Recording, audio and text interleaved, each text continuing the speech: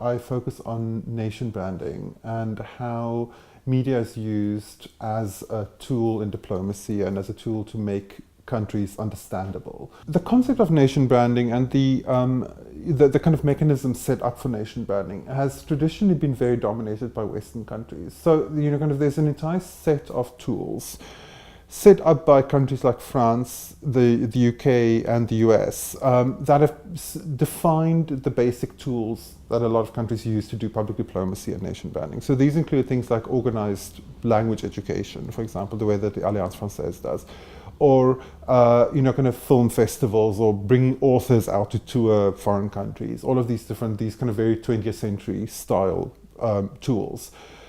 They are very interesting, but they're also completely steeped in the history of Western domination in the world. So when you look at these tools as they're used in Africa, they almost always come with a stiff dose of resentment about Western hegemony. My work has been focusing a lot on looking at emerging powers in this game, especially looking at non-Western powers' relationship with each other. I do look at the West, but I'm mostly focusing on China's relationship with Africa and also on Japan's relationship with emerging markets.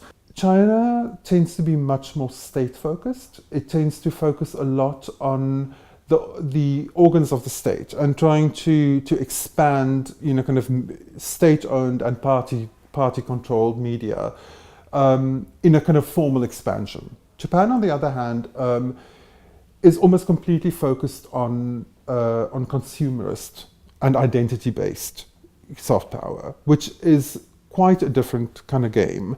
The Japanese state-owned broadcaster does have an international presence, but it's very small. And it, it's also, there is internal resistance within Japan to being used as this kind of tool of public diplomacy.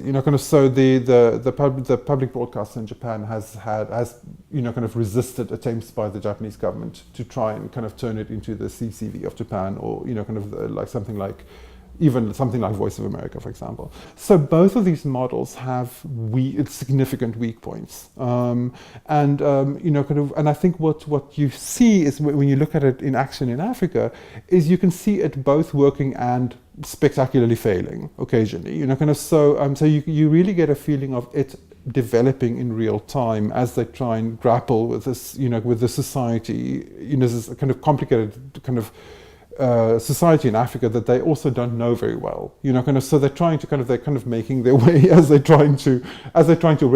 already have to produce media. They're trying to also kind of like position themselves in the society, and every now and then it leads to this kind of big flare up, which is a very interesting thing to track.